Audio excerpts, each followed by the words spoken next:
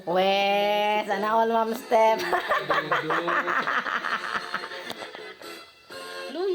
Loyal po daw. Kung higala, partner kanila, sagad, mutindog sila sa imong kiliran, bisan sa lisod nga panahon. Oy, sana all. Sana all Ma'am Step. Sensitive po ni sila, mga kamisor. Ang mga July daw celebrant. Sensitive pero strong. Dali masakitan, pero kusgan mo bangon. Ayan. Labi na sa mga pagsulay.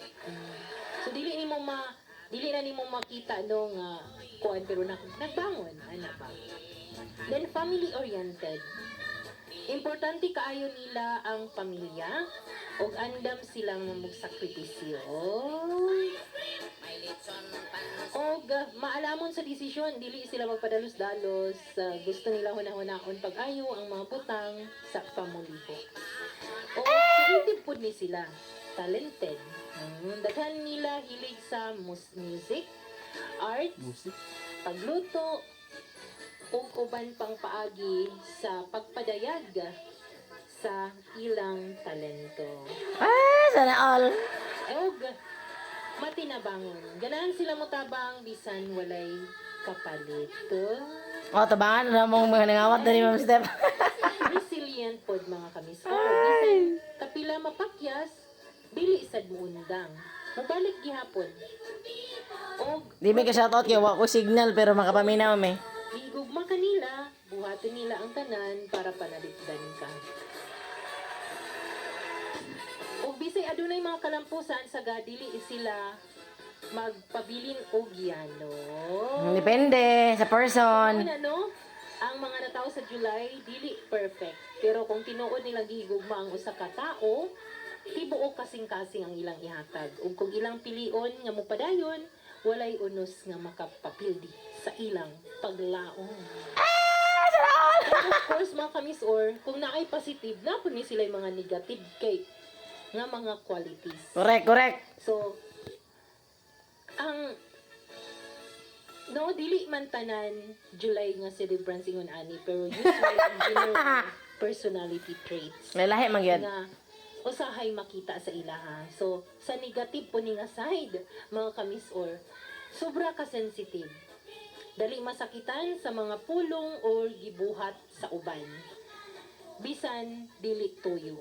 Ayan, so ma-hurt sila dali. Moody, usahay kalit lang mausab ang mood nga lisod sabton sa mga tao sa ilang palibot. Oh. And overthinker, hilig sila maghunahuna og sobra. Bisan sa gamay nga problema. And lisod pud sila magsalig. Dili mo salig sa tao diretso. Hangtod dili gid sila maka-prove nga hoy tinuod gid ni siya or matinud-anan gid ni siya. Dayon kung nakadesisyon na, usahay lisod sila pailhon bisan sa maayong paagi. Na ipagka-stubborn mga kamisor. Then hilomon kung nasakitan, imbis mo sulti sa ilang gibati, usahay pilion ang pagpahilom na lang. Then possessive.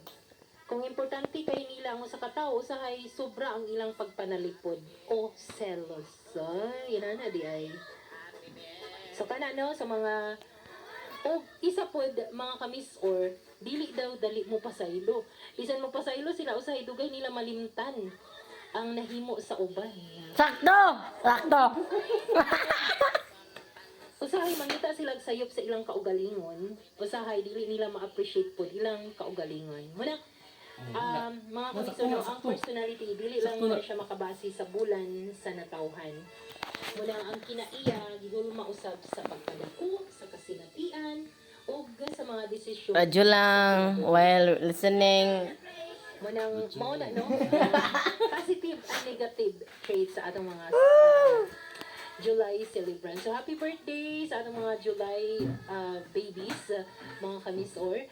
And shout out also na sa atong mga kamisor po nga nag-celebrate sa ilang araw karong panahon.